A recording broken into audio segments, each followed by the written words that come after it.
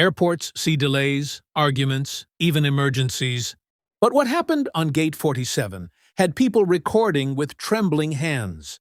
A single sentence from one arrogant man stopped an entire terminal cold, and minutes later, he would regret humiliating the black woman standing in front of him, because he had no idea who she really was. The private terminal at Atlanta Jet Center buzzed with quiet luxury. Leather seats, soft jazz, travelers in expensive suits. Among them walked Gregory Hale, a wealthy, sharp-tongued businessman known for thinking the world revolved around him. With his designer briefcase and a smirk carved on his face, he strutted toward the stairs of a sleek white private jet. But then he froze. Standing at the base of the jet's stairs, holding the flight log with perfect posture, was a black woman in a co-pilot uniform. Her name tag read, Amina Carter. Calm, professional, confident. She smiled warmly. "Good afternoon, sir. Welcome aboard. I'll be your co-pilot today." Gregory blinked, then frowned as if he didn't hear correctly. "You?" he said, loud enough for nearby passengers to look. "You're the co-pilot?" Amina stayed polite. "Yes, sir. Is there a problem?" Gregory scoffed, stepping closer. "Oh, there's definitely a problem. I am not trusting my flight to—" He paused, lowering his voice, but still loud enough. "Someone like you." Passenger heads turned. Staff stiffened. A couple in the lounge quietly pressed record on their phones. Amina kept her voice steady.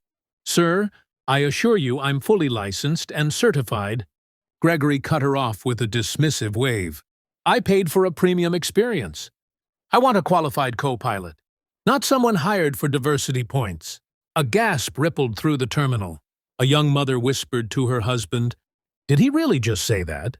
Amina took a breath, choosing professionalism over anger.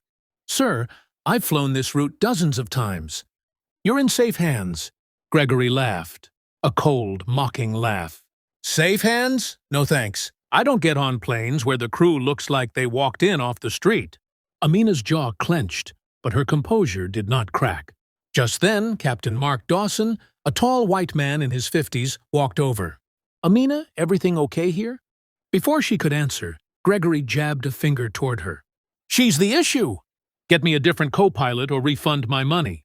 I refuse to fly with her." The captain stared at him for a long, disappointed moment. "Sir, this is your assigned flight crew. We follow strict regulations. There is no replacement." Gregory rolled his eyes dramatically. "Unbelievable. This is what I get for paying top dollar." He turned toward the desk, shouting, "I want a supervisor. This is unacceptable." Passengers exchanged looks of disgust. One man muttered, "Bro, she looks more qualified than he does." Another whispered, "Dude has no idea how bad he sounds." Amina stood still, breathing slowly, holding her dignity like armor, because she knew something Gregory did not. Something that would flip this entire scene upside down. Because the man who just insulted her, the man who refused to fly with her, was about to discover a truth he could never imagine. A truth that belonged to Amina Carter. And that truth would hit him harder than turbulence at 30,000 feet. Gregory Hale stood at the counter, still yelling about unprofessional staff, when Amina Carter walked up beside Captain Mark Dawson and the airport supervisor, Emily Rogers. Phones were recording now, passengers were whispering, and every eye in the private terminal was locked on them. Gregory pointed aggressively. "There she is, finally! Are you ready to apologize and call a real co-pilot?" "I'm not getting on any jet with her in the cockpit." Emily cleared her throat. "Sir, before you embarrass yourself further, there's something important you need to know." Gregory smirked smugly. "Great, tell her to step aside." Emily looked at Amina. "Captain Carter, go ahead." The room got quiet, dangerously quiet. Amina stepped forward, her expression calm, her voice steady. "Mr. Hale, you refuse to fly with me." Gregory raised his chin. "Exactly, so fix it." Amina opened a black folder with embossed gold letters. Inside were official certificates, ownership documents, and aviation IDs. She placed it on the counter. "You should know who I am before you demand who I can or cannot be." Gregory frowned and leaned in. Then his eyes widened. Carter Aviation Holdings, owner, Captain Amina R. Carter. Gregory blinked twice. Owner? Wait, you own the plane? Amina nodded calmly. I don't just own this jet. I own the entire fleet. Every aircraft in this building. Every pilot who works here. She took one step closer. And yes, that includes the seat you paid for. Passengers gasped. Some clapped under their breath. A man recording whispered, No way. She owns everything? Gregory's face drained of color. I didn't know. I didn't mean. Amina held up a hand sharply. You meant every word. You judged me before you knew me. Not because of my skill, but because of my skin. Gregory swallowed. I'm sorry. I really am. Can we just… No, Amina said firmly. You refuse to fly with me, so you won't.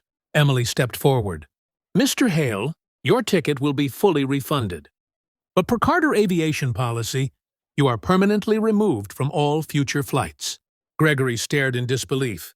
You can't do that. I'm a paying client. Amina looked him dead in the eyes. You insulted my crew. You insulted my company. And you insulted me. Carter Aviation does not tolerate discrimination at any price.